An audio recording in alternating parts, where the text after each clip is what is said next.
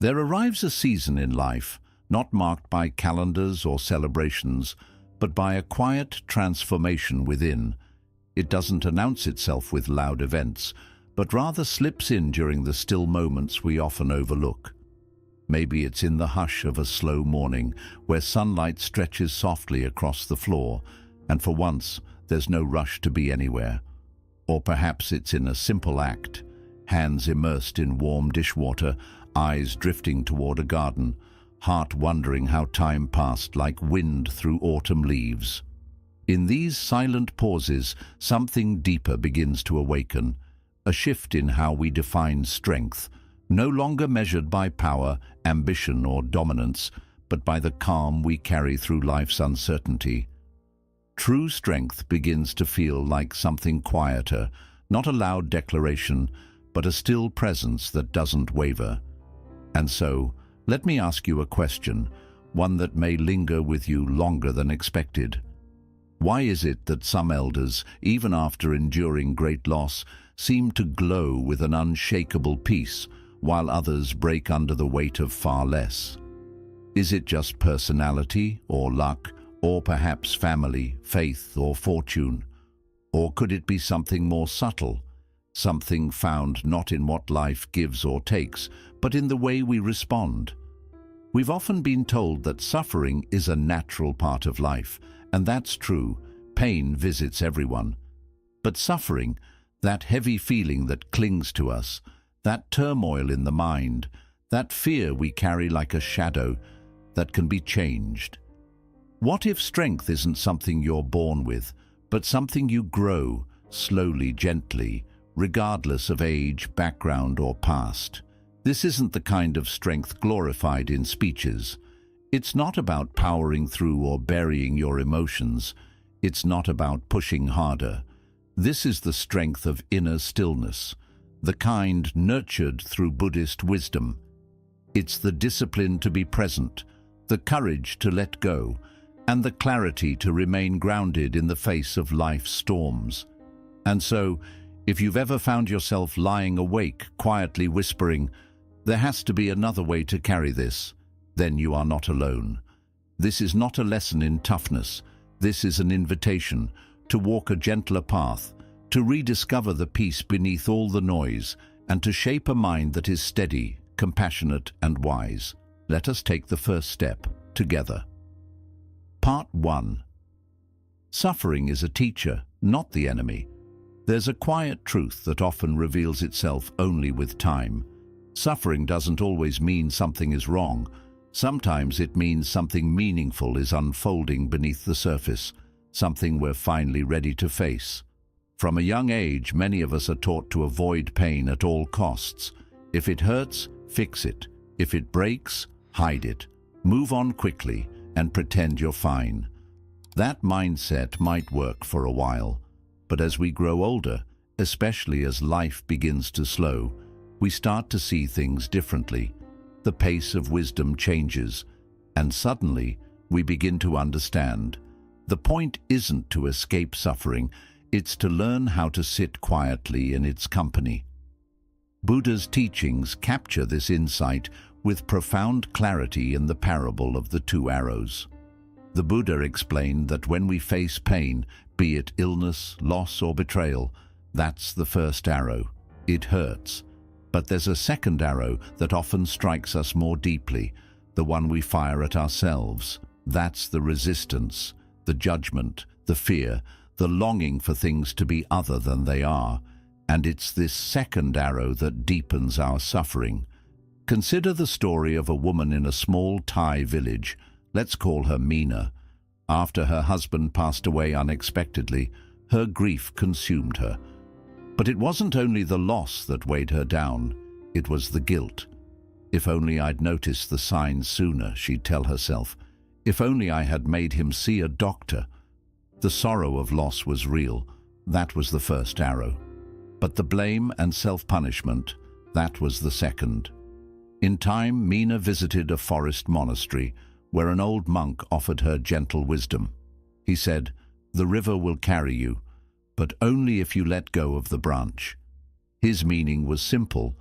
Pain is natural, But clinging to it, replaying it, identifying with it, is what keeps us stuck. In Buddhist philosophy, suffering, dukkha, is not seen as a failure or a punishment. It's part of the path.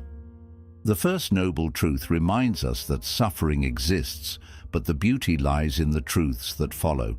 Suffering has a cause, and it also has an end. And the way to end it begins with understanding, not avoidance. For many people later in life, pain is not a stranger.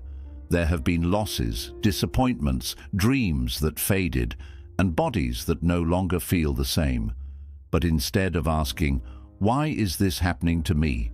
what if we asked, "What is this here to teach me?" That one question, rooted not in resistance but in curiosity, begins to change everything. Like clay shaped by pressure or steel strengthened by fire, the human spirit grows not through ease, but through the choice to soften in the face of pain rather than harden. So when suffering comes, as it inevitably will, don't turn it away. Welcome it. Sit beside it. Ask what it has come to show you. And when it eventually departs, it may leave behind something quiet and lasting. The beginnings of a mind that cannot be shaken. Part 2. Learning stillness in the of life's storms. There's an old saying, calm waters never taught a sailor anything, and if there's one thing life guarantees, it's that the seas will get rough. When we're young, our instinct is to outrun the storm. We brace ourselves, build up defenses, move quickly, hoping that effort alone will save us from pain. But as the years pass, something shifts. We begin to see that the strength isn't in fleeing the chaos, but in learning how to remain grounded when it arrives. This is where the teachings of the Buddha speak softly yet powerfully. They don't tell us to battle the storm or control the winds. Instead, they show us how to find an anchor within ourselves, one that holds steady even when the world feels uncertain. Stillness in this tradition is not surrender. It's not weakness. It's a deliberate act of strength. Zen teacher Thich Nhat Hanh once described it beautifully. Feelings come and go like clouds in a windy sky. Conscious breathing is my anchor. That is the practice, not to stop the wind, but to avoid being carried away by it. Let me tell you about someone I once met. Mr. Raymond, a quiet man in his 70s. After the death of his wife, the grief was overwhelming. He tried meditation, but at first he could hardly sit for more than a few minutes. The sadness would surge, memories would rise, but he didn't walk away. He kept sitting, not to escape the pain, but to befriend it. And slowly, something changed. Breath by breath, he discovered that stillness isn't about escaping sorrow. It's about creating a space wide enough to hold it. What once felt like a tidal wave of grief began to feel more like a tide, rising, falling, and receding in its own time. In Buddhism, the simple act of mindful breathing isn't just a practice, it's a lifeline. Each deep, intentional breath is a message to the body and mind. You are here. You are okay. You don't have to run. That's why monks and nuns walk slowly. Their steps are not hurried, not distracted. They are intentional, fully present. This is a kind of presence anyone can develop, regardless of age, background, or belief. You don't need a temple. You don't need rituals. Just find a quiet spot. Your porch, your bedroom, even your car. Close your eyes. Breathe with awareness. That is more than enough. And here's the quiet miracle. The more we practice stillness in everyday moments, the more natural it becomes during life's hardest ones. Like a path through a dense forest, the more we walk it, the easier it is to find when we're lost. So the next time life begins to tremble, don't be quick to react. Don't chase distraction. Just pause. Feel your breath. And remember, there is a silence within you that cannot be shaken by the noise around you. Storms will come, but you don't have to go with them. Part 3. the quiet strength of gentle discipline. Discipline often gets a bad name. For many, it brings up images of strict rules, stern voices, and a life stripped of joy. We tend to think of it as something rigid, something we must obey. But through the lens of Buddhist philosophy, discipline isn't about control. It's about care. It's not punishment. It's protection. In the teachings of the Buddha, the word for discipline, sila, means ethical living, a steady alignment of your actions with your deeper values. It's not there to restrict you. It's there to guide you gently back to your own center, again and again. And here's the paradox. As we grow older, as life slows down on the outside, the noise inside often gets louder. The structure once given by careers, routines, or raising families begins to fade. Time opens up, and with it, the need to consciously shape how we spend our days. So what keeps us rooted when the world no longer demands so much of us? Discipline, but not the discipline of pressure, the discipline of presence. Let me share the story of Helen, a retired school teacher in her 80s. Every morning, without fail, she begins her day the same way. Washes her face with cold water, lights a small candle on her kitchen table, and sits quietly with a cup of tea before saying a single word. She told me once, "It's not a habit, it's how I return to myself." This is what gentle discipline looks like. It's not about forcing your life into rigid molds. It's about showing up with quiet devotion. It's about remembering who you are before the world tells you who to be. The Buddha never spoke of chasing big achievements. He spoke of right action, right speech, and right mindfulness. Simple steps, taken consistently. Making your bed with care, walking slowly, speaking with intention. These aren't small acts when done in awareness.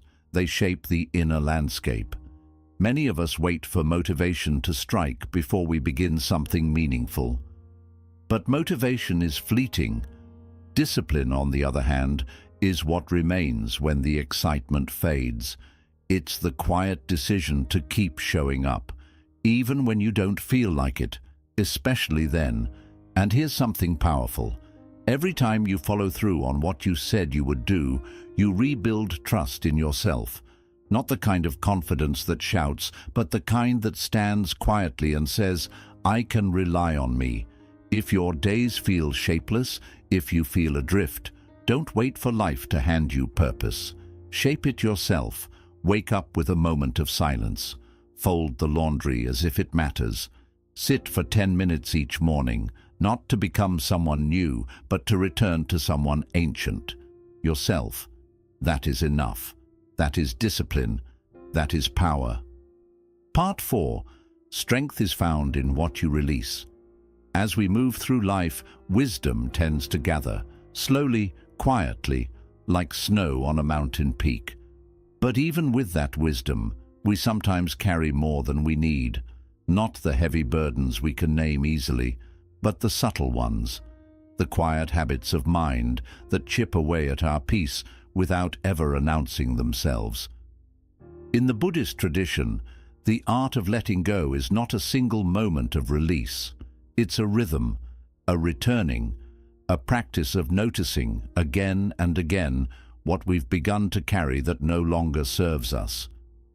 Letting go is not rejection, it's not suppression, it's recognition. It's choosing to set down what once felt necessary, but now only weighs down the heart. There are 3 patterns, especially in the later seasons of life, that quietly weaken the strength of the mind. And they don't shout, they whisper. First, the habit of complaining. It's easy to slip into a slow drip of dissatisfaction. This didn't go right. That person let me down. The world isn't how it used to be, but the danger isn't in expressing pain. It's in making that pain our default lens. The Buddha reminded us, what we frequently think and ponder upon, that will become the inclination of the mind. So if we live in complaint, We begin to shape our world in its image. Letting go of it doesn't mean pretending everything is fine. It means asking, is this helping? And if not, we shift from reaction to awareness, from helplessness to presence. Sometimes that's all it takes to reclaim our peace. Second, the pull toward comfort. After years of striving, struggling, and surviving, we often feel we've earned rest, and we have. But comfort, unchecked, becomes its own kind of cage. It can soften not just the body, but the spirit. In Buddhist monastic life, comfort is not the goal. Clarity is. So monks wake early, walk mindfully, eat simply, not to suffer, but to stay awake. For us, it may mean taking the longer walk, speaking the truth we've avoided, or breaking the patterns that keep us in place. We don't need to deny ease, but we can choose discomfort when it helps us grow. Third, the refuge of excuses. They often sound kind. It's too late for me. I've always been this way. But beneath them often hides fear. Fear of change, of failure, of facing the unknown. And yet, Buddhist teachings remind us of a nikka, impermanence. Nothing is fixed. Not our thoughts, not our habits, not even our identity. Every breath holds the invitation to begin again. The only thing standing in our way is the belief that we can't. So what if we stopped asking whether it's too late and instead asked, what small step can I take today? Because letting go is not about loss. It's about space. It's about clearing out the mental clutter that keeps us circling the same thoughts, the same stories, the same regrets. And when we release even one of them, something shifts. The shoulders relax. The breath deepens. The mind becomes a little quieter, a little clearer. And in that stillness, something beautiful begins to return. Not noise, not drama, but strength. The kind that doesn't come from adding more, but from finally setting down what was never ours to carry. Part 5. Turning fear of failure into the foundation for growth. At some point in life, maybe after a painful breakup, a career that didn't pan out, or a quiet dream that slowly faded away, we start to carry a fear most people never speak out loud. The fear of failing. It's not only the act of falling short that wounds us, it's the story we wrap around it. We whisper to ourselves, I should have had it figured out by now, or I'm too far along to be making mistakes. And before we know it, we begin to live smaller. We choose what's safe. We hold back our ideas. We often pull back from the edges of growth because the weight of disappointment feels too heavy to carry again. But here's something Buddhism quietly teaches us. Failure is not our enemy. It's our teacher. Growth doesn't happen in spite of failure. It often happens because of it. In the Dhammapada, the Buddha says, just as a mountain is unmoved by the wind, so is the wise person unmoved by praise or blame. This means that both success and failure are passing visitors. Neither stays forever, and neither defines who we truly are. The goal isn't to cling to success or run from failure, but to be like the sky, open, still, and spacious, letting both come and go like clouds. Let me share a true story. There's a man named Louis from New Mexico. At 68, after retiring from decades as a mechanic, he felt a quiet urge to create. Even though he had never held a paintbrush before, something inside nudged him to begin. He had no art classes, no experience, just a deep curiosity. His first paintings were rough, people laughed, and his inner voice was even more critical. But Louis didn't stop. He simply changed how he saw failure. He said, "Every time I mess up, I know I'm standing at the edge of learning." That shift, seeing mistakes as signs of growth, turned failure into practice. This gentle, steady mindset is at the heart of mindfulness. Rather than fearing failure, we begin to explore it. We shift the question from "what if I fail" to "what might I discover?" Because the truth is, no one who has truly grown or awakened has done so without stumbling along the way.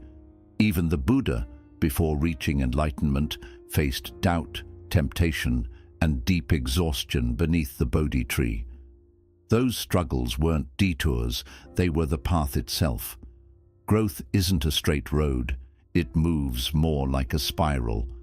We circle back, we stumble, we rise again, and especially as we grow older, we might believe our time for change has passed. But Buddhist wisdom teaches the opposite. Now is the perfect time to embrace failure, because now we carry the insight to see it with gentler eyes. So the next time you hesitate to begin, to speak, to try, to dream, and that familiar whisper arises, "But what if I fail?" Answer with kindness, "Then I'll grow." Just as the soil must break for the seed to root, our lives often bloom through the cracks. Every step, even the stumbles, is part of this sacred unfolding. We live in a world that often confuses loudness with power, where the boldest voice is seen as the strongest. But the deeper we walk through life, the more we begin to understand a different kind of strength. True strength rarely needs to announce itself. It doesn't seek attention or try to dominate the space. It's like the roots of an ancient tree, quiet, hidden, but steady enough to withstand any storm. In Buddhist philosophy, there's a powerful image that captures this: a single candle glowing in stillness. It doesn't try to chase away the darkness. It doesn't flicker for applause. It simply shines, calm and steady. That is the heart of inner strength. Think of the quiet souls in your life, the ones who speak rarely, but when they do, their words stay with you. The ones who face challenges not with loud resistance, but with deep, grounded stillness. They remind us, strength isn't about controlling others. It's about staying rooted in who you are. Take the story of Tenzin, a Buddhist nun who lost her homeland, her community, and so many people she loved. She had every reason to grow bitter, and yet, when asked what frightened her most during those dark years, her answer was surprising: that I might lose my compassion. That is real strength, not the kind that shouts, but the kind that stays open-hearted when the world tries to shut you down. This kind of strength is born from equanimity, the Buddhist quality of balance and calm in the face of chaos. It's not that emotions disappear, it's that we stop clinging to them. The mind becomes like the ocean, still and steady beneath the waves. In many parts of Western culture, we're often taught that emotion equals weakness, that crying means you're fragile, and that walking away from conflict means you're giving up. But Buddhist wisdom offers a deeper truth. Real strength doesn't come from reacting, it comes from being present. The Buddha taught, hatred never ends through hatred, only through love can it cease. And to choose love, not blindly but with awareness, even in the face of pain or judgment, is a quiet act of great courage. So the next time someone criticizes you, misunderstands you, or tries to provoke you, pause. Ask yourself, what does strength look like when it doesn't need to win? Maybe it looks like silence, maybe it's a calm response, or maybe it's simply walking away without losing your center. You don't have to argue. You don't need to prove yourself. You only need to stay grounded in who you are. Because real power isn't loud, it's intentional. It doesn't reach for control. It chooses peace again and again.